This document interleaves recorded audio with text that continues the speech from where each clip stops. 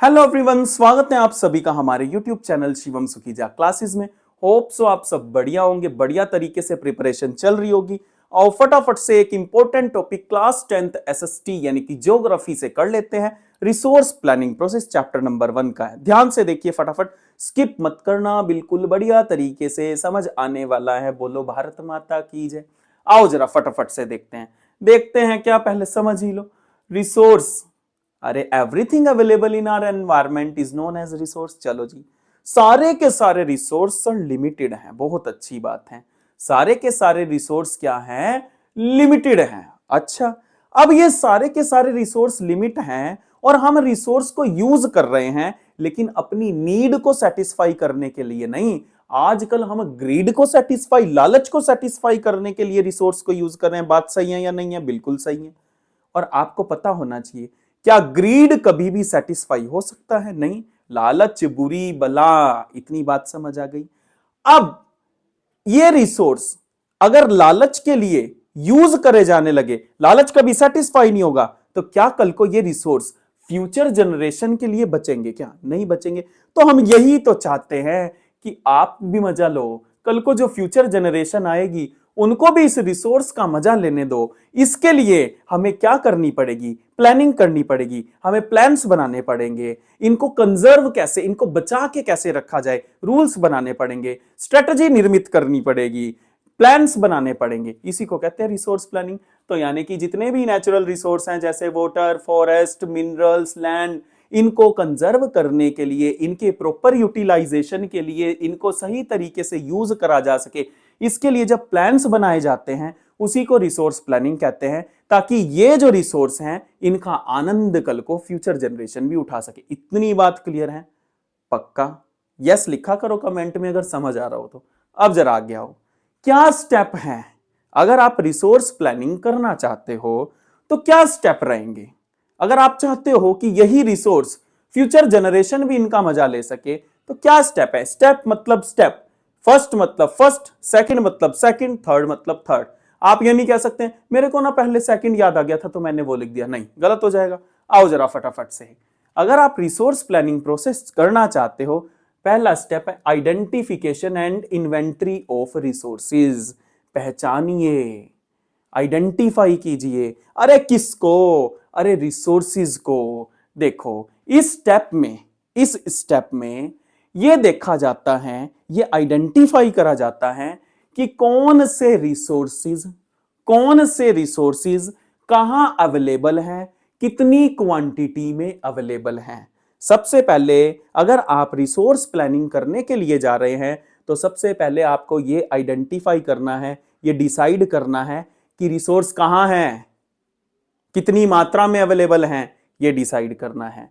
अब जैसे हमें पता है, अगर आपको पानी की खोज करनी है, अरे झीलों में मिलेगा, नदियों में मिलेगा। चलो जी, कोल है झारखंड में मिलेगा। इतनी बात समझ आ गई।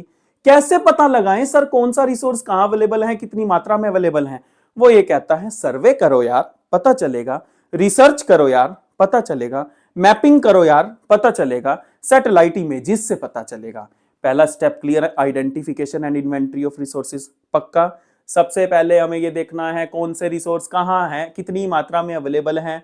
जैसे पानी झीलों और नदियों में मिलेगा, कोल झारखंड में मिलेगा।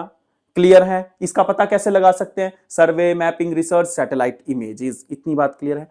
अब हमें सर पता तो चल गया है, आइडेंटिफाई हो चुका है कि रिसोर्स कहां है, कितनी मात्रा में अवेलेबल है। Now we have to evolve a planning structure. हमें क्या करना है? हमें प्लानिंग स्ट्रक्चर को इवॉल्व करना है, बनाना है, निर्मित करना है। इसमें हम ये डिसाइड करेंगे, इस स्टेप में ये डिसाइड करेंगे कि रिसोर्स आइडेंटिफाई तो हो चुके हैं, लेकिन अब उन रिसोर्स को यूज कैसे करना है।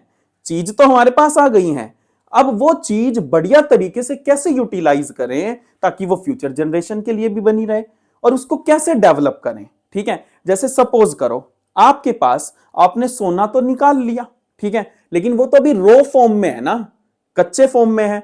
उसको अंगूठी की शेप देने के लिए स्किल्ड पीपल चाहिए, टेक्नोलॉजी चाहिए, या उसकी ज्वेलरी बनाने के लिए आपको टेक्नोलॉजी चाहिए, स्किल्ड पीपल चाहिए, इंस्टीट्यूशंस चाहिए। तो कुल मिलाकर के आपको प्लानिंग स्ट्रक्चर स्टेप में क्या करना पड़ता है, इसमें आप ये डिसाइड करते हो कि जो रिसोर्स हमारे पास आइडेंटिफाई हो चुके हैं, जो कि अभी रो फॉर्म में हैं, उनको यूज कैसे करा जाए, उनकी प्रोडक्टिविटी इंक्रीज करने के लिए, उनको प्रोडक्टिव बनाने के लिए, उनको डेवलप करने के लिए हमें क्या करना पड़ेगा, हमें टेक्नोलॉजी का यूज करना पड़ेगा, हमें स्किल्ड पीपल चाहिए, हमें इंस्टीट्यूशंस चाहिए, हमें रूल्स और पॉलिसीज बनाने पड़ेंगे।